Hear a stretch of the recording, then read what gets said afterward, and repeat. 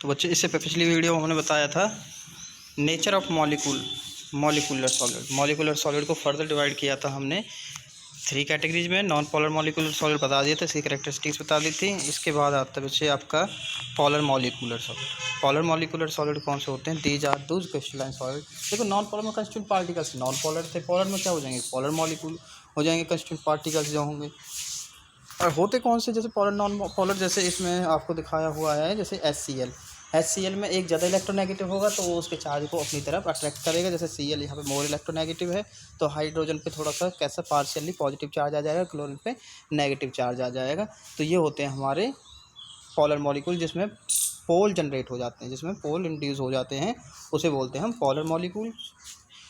These force holding these molecules together और dipole क्योंकि इनके बीच में डाइपोल क्रिएट हो गए तो इसके बीच, इसलिए इनके बीच में कौन सा फोर्स होगा? डाइपोल फोर्स ऑफ अट्रैक्शन होगा। ये भी एक तरह से एक वंडरवॉल फोर्स होता है।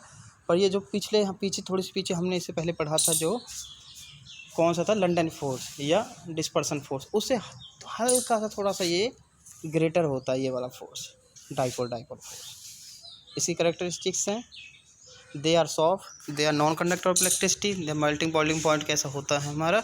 हायर होता है देन नॉन पोलर मॉलिक्यूल से। नॉन पोलर मॉलिक्यूल से थोड़ा सा ज़्यादा होता है इनका melting point and boiling point. They exist as gases liquid at room temperature. Room temperature पर ये कैसे होते हैं? गैसेस और लिक्विड होते हैं। उसके थर्ड कैटेगरी आती है इसकी बच्चों, hydrogen bonded molecular solid. Hydrogen bonded molecular solid नाम से पता चल रहा है, जिसमें एक मॉलिक्यूल हमारा क्या होगा? हाइड्रोजन होगा।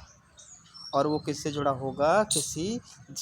In the solids the constituent particles are such molecules which contain hydrogen atom link to a highly electronegative atom small in size. इसमें क्या होगा बच्चों? हमारा जो कंस्टिट्यूएंट पार्टिकल्स होगा हमारा, एक तो हाइड्रोजन होगा, और हाइड्रोजन किसके साथ लिंक होगा? एक हाईली इलेक्ट्रोनेगेटिव एलिमेंट्स के साथ लिंक होगा, जो कैसा होगा? साइज में स्मॉल होगा। जैसे फ्लोरीन, ऑक्सीजन, नाइट्रोजन, ये ज़्यादा मोस्ट इलेक्ट्रोनेगेटिव एलिमेंट्स होते हैं। ये किसके साथ जुड़े होते हैं? हाइड्रोजन के साथ। जैसे यहाँ पे दिखाया है हमने, हाइड्रोजन के साथ ऑक्सीजन इलेक्ट्रोनेगेटिव एलिमेंट जुड़ा हुआ है, और नाइट्रोजन इलेक्ट्रोनेगेटिव एलिमेंट किसके साथ जुड़ा हुआ बच्चों?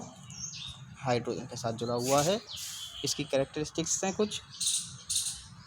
दे एग्जिस्ट वॉलेटाइल लिक्विड, या बोलो आप soft solid at room temperature. Same पीछे जैसी सेम कैरेक्टरिस्टिक सेम पीछे जैसी होंगी, बट क्या होगा इसमें? हल्की सी एक चेंज होंगी। क्या होगा इसमें? वो चेंजिंग क्या होगी? ये they melting and boiling point generally higher than non polar molecular solid. जो ऊपर हमने पढ़ा था, इससे पहले जो पढ़ा था, उससे हल्का सा इसका जो बॉइलिंग मेल्टिंग पॉइंट होगा वो थोड़ा सा ज़्यादा होगा। इसके बाद आता है 4 टाइप। जो हमने क्रिस्टलाइन सॉलिड जो 4 टाइप रह गई थी ना, हमने 3 टाइप्स की थी। हमने फर्स्ट टाइप कौन सी की थी? हमने आयनिक सॉलिड। दूसरी कौन सी की थी हमने? सेकंड कौन सी की थी बच्चे? Metallic solid. और थर्ड कौन सी की थी हमने? Molecular solid. और फोर्थ कौन सी हमारी? कोवोलेंट बोलो या आप बोलो नेटवर्क सॉलिड। ठीक है जी, ये वाली।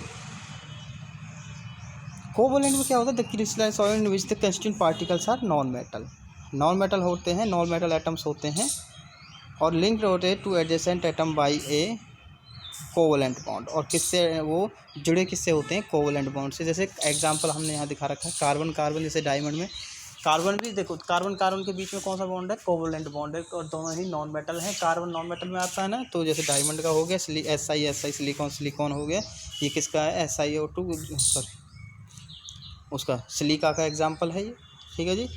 इसके बाद इसकी कुछ कैरेक्टरिस्टिक्स हैं कोवलेंट की, सेम पीछे जैसी चल रही है बच्चे, कैरेक्टरिस्टिक्स सेम है, बस 1-2 का डिफरेंस है सब किसी में। They have high melting point and boiling point. Covalent solid के बीच में जो melting point and boiling point होगा वो हाई होगा। These solids are very hard, they do not conduct electricity, they form covalent bond. और कोवलेंट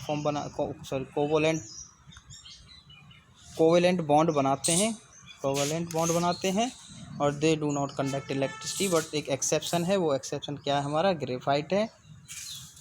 ग्रेफाइट हमारा covalent bond होता है, कोवलेंट सॉलिड में आता है, बट ये कंडक्ट करता है इलेक्ट्रिसिटी को, इसलिए ये एक्सेप्शन है। और एक्सेप्शन क्यों है हमने दिख रखा है यहाँ पे, देख लेना भाई। इसका फिगर भी बनाया हुआ है, इजी है, इजी लैंग्वेज में लिखा हुआ, आपको समझ आ जाएगा, क्योंकि इसमें एक इलेक्ट्रॉन फ्री हो जाता है मूव करने के लिए। और इसका एक जो कार्बन होता है वो 3 कार्बन के साथ अटैच होता है। जो फोर्थ इसकी जो कार्बन होता है वो फ्री हो जाता है, और कार्बन जो इलेक्ट्रॉन होता है वो फ्री हो जाता है किसके लिए, और उसी के थ्रू क्या कर जाती है, हमारी इलेक्ट्रिसिटी कंडक्ट कर जाती है, उसमें इलेक्ट्रिसिटी मूव कर जाती है। जैसे इसमें दिखा रखा हमने, ये देखो और जो ये सॉफ्ट होता है इसका रीज़न क्या है बच्चे, ग्रेफाइट सॉफ्ट, जो पेंसिल के अंदर जो पेंसिल होती है, लकड़ी के अंदर जो काला होता है ग्रेफाइट ही होता है वो।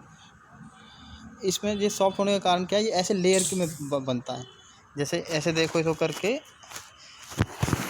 इस फिगर को सीधा करके देखो, तो इसके जो कार्बन के बीच में जो बॉन्ड बन रहा है, देखो कोई भी कार्बन देख लो आप, किससे अटैच होगा, तो 3 कार्बन अदर कार्बन से अटैच होगा और एक कार्बन इसमें फ्री हो जाता है। और इसी कारण यही रीज़न है, इसमें जो कंडक्टिविटी होती है वो इसमें मूव करती है, इलेक्ट्रिसिटी मूव कर जाती है। कार्बन के बीच में जो बॉन्ड लेंथ है वो कितनी है, 141.5 पिकोमीटर। और यहाँ पे ये कितनी हो जाती है बच्चों, देखो ये कितनी हो गई यहाँ पे, 340 पिकोमीटर। तो ये कार्बन की जो बॉन्ड लेंथ होती है उससे कहीं ज़्यादा है। कार्बन की बॉन्ड लेंथ कितनी थी, 141.5, ये तो बहुत ज़्यादा है।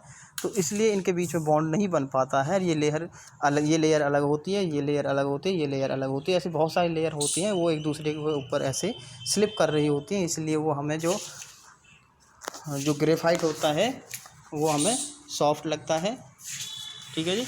और यही रीज़न है इसका सॉफ्ट होने के कारण, इनमें बहुत सारी लुब्रिकेंट जो इंडस्ट्रीज़ होती हैं जो बहुत सॉफ्ट होती है, इसमें उनमें इसका यूज़ होता है, किसका, ग्रेफाइट का।